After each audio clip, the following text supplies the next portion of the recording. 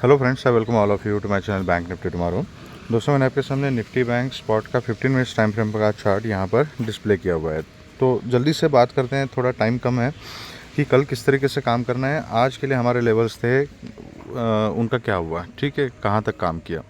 तो ऊपर की तरफ का जो सेटअप था, एक कंसोलिडेशन जोन, इसके ऊपर मार्केट निकल जाएगी तो ऊपर के टारगेट जो हमने डिस्कस किए थे, जो चार्ट के ऊपर डिपिक्ट किए थे, वो तो हमें चार्ट ने दे दिए, ठीक है। 50,000 हाई जो मैं बताता हूँ आपको, 50,560 के आसपास का कहीं हाई लगाया है एंड क्लोजिंग जो है वो 50,479 की यहाँ पर बैंक निफ्टी ने दी है, ठीक है। कल बैंक निफ्टी की एक्सपायरी है, थोड़ा कॉशियसली काम करना है। सेफ ट्रेडर्स नेक्स्ट एक्सपायरी में काम कर सकते हैं, ठीक है। तो अब इम्पॉर्टेंट लेवल कौन कौन से, अब ये जो जोन है ना, ये 50,280 से लेके 50,180, मतलब ये 100 पॉइंट्स का जो जोन है वो अभी एक सपोर्ट का काम मार्केट में कर सकता है, अगर बैंक निफ्टी को ऊपर ही अगर टिके रहना है तो, ठीक है।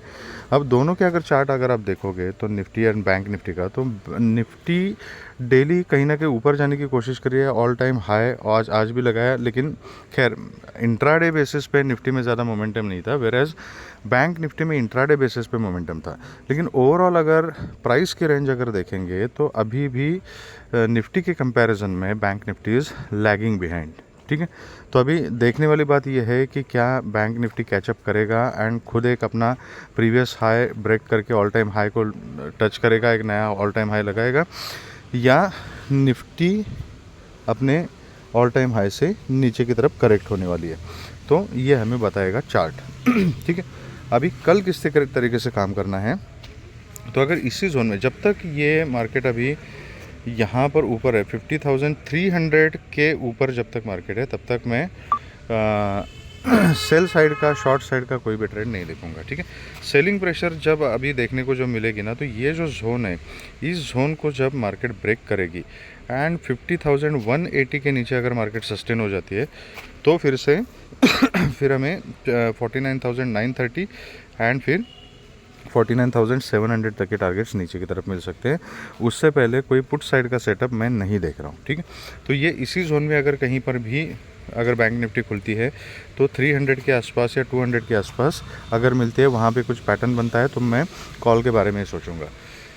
अगर ये 500 के ऊपर फिर से सस्टेन हो जाती है तो इमीडिएटली हाथों हाथ 600 तक के टारगेट मिल सकते हैं। लेकिन याद रखिएगा, 600 एक इम्पॉर्टेंट लेवल है। अगर 600 को बैंक निफ्टी ने अगर ब्रेक कर दिया एंड इसके ऊपर अगर सस्टेन हो गई, तो फिर 50,900 तक के टारगेट्स भी हाथों हाथ मिल सकते हैं एंड उसके ऊपर फिर जो ऑल टाइम हाई प्रीवियस था उसको बैंक निफ्टी टच कर सकती है। तो अगर ये 600, 500 एंड 600 के ऊपर अगर निकलती है, 500 के ऊपर हम एक कॉल के साइड में सेटअप देख सकते हैं एंड 600 के ऊपर उसमें क्वांटिटी ऐड कर सकते हैं, ठीक है।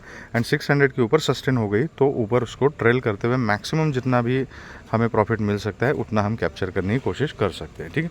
अगर गैप अप ओपन हो जाती है एंड कहीं ना कहीं 600 के आसपास ओपन हो जाती है, तो फिर देखना पड़ेगा। पर्सनली मैं थोड़ा सा वेट करूंगा, एक आधे डिप का वेट करूंगा। डिप कंप्लीट होने के बाद जब एक मार्केट पैटर्न बनाएगी, तब मैं सोचूंगा कि किस टाइप का पैटर्न बना रही है और एग्जैक्टली मार्केट क्या कर रही है, ठीक है। तो गैप अप के केस में थोड़ा सा कॉशियसली एंड प्राइस एक्शन देख के काम करना पड़ेगा, ठीक है। लेकिन थोड़ा सा मैं कॉल के बारे में ज़्यादा सोचूंगा गैप अप के केस में भी।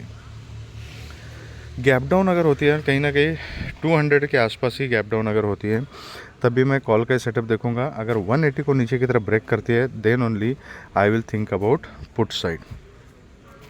अगर 180 के नीचे अगर खुलती है तो पुल बैक का वेट कर सकते हैं, जहाँ पे रेजिस्टेंस कंफर्म होगा वहाँ पर हम पुट का सिनारियो कंसिडर कर सकते हैं, ठीक है। तो ये बैंक निफ्टी का सेटअप। अब देखते हैं कि निफ्टी ने क्या किया। निफ्टी ने आज पूरा दिन कुछ नहीं किया, इंट्राडे बेसिस पे कुछ नहीं किया। डेली बेसिस पे बड़ी तगड़ी सी एक हैमर टाइप कैंडल बना के रखी है, लेकिन that is also red candle. मैंने कल ही आपको बताया था वीकली एनालिसिस में कि डेली चार्ट अगर आप देखोगे तो निफ्टी का प्राइस जो है वो प्राइस रेंज ऊपर की तरफ सस्टेन हो रहा है, लेकिन रेड कैंडल बनाते हुए निफ्टी ऊपर की तरफ जा रही है and that is not very good because it is not tradable on intraday basis. तो जो रिटेलर्स है वो ज़्यादा कुछ उसमें कर नहीं पाते। अगर पोजिशनल ट्रेड किसी ने कुछ कैरी किया है एंड फिर मार्केट अगर ऐसे ऊपर मतलब ओवरऑल प्राइस का रेंज अगर ऊपर ही क्लोज हो जाता है तो उनको थोड़ा बहुत प्रॉफिट मिल सकता है पोजिशनली, ठीक है। लेकिन जो इंट्राडे बेसिस पे ट्रेड करने वाले, ऐसे मार्केट में आप क्या लोगे बताओ, ठीक है। ये पहले तो थोड़ा सा ओपनिंग में वोलेटाइल रही मार्केट, एक रेंज बनाई कहाँ से कहाँ तक का, 23,500 से लेके 580 पॉइंट्स के रेंज में पूरी मार्केट थी। एंड एक्चुअल मार्केट जो थी ये सिर्फ और सिर्फ 30-40 पॉइंट के बीच में घूम रही थी। तो इसमें क्या ही ट्रेड करोगे। तो इंट्राडे बेसिस पे निफ्टी ने कुछ ज़्यादा मौका नहीं दिया, ठीक है। अब ये नया हाई जो लगाया है 23,580 का, अगर इसके ऊपर कल निफ्टी सस्टेन हो जाता है, अगर इसी जोन में खुलती है 100 पॉइंट्स के बीच में, तो मैं थोड़ा सा अवॉइड ही करूँगा, ठीक है, रेंज में। क्योंकि इस तरीके से ये 30-40 पॉइंट का अगर कुछ मूवमेंट और इसी दायरे में अगर निफ्टी फंस जाती है तो फिर फालतू में क्या होता है, टाइम डीके हो जाता है। परसों निफ्टी की एक्सपायरी है तो कल टाइम डीके थोड़ा सा फास्ट हो जाएगा, ठीक है। तो ये रेंज में मैं थोड़ा सा अवॉइड करूँगा। अगर कहीं 580 के ऊपर सस्टेन हो जाती है, definitely I will think about call 650, 680 and 720 तक के टारगेट्स ऊपर मिल सकते हैं, उसके ऊपर हम ट्रेल कर सकते हैं, ठीक है। अगर 500 को फिर से ब्रेक करती है तो देन अगेन 420 तक के टारगेट्स हमें नीचे की तरफ मिल सकते हैं। 420 के नीचे फिर जो है ये 330 एंड 300 तक का टारगेट हमें नीचे की तरफ मिल सकता है, ठीक है। तो दोनों तरफ के मोमेंटम हमें देखने को मिल सकते हैं। तो हमें बस लेवल टू लेवल सेटअप बना के तैयार रहना है।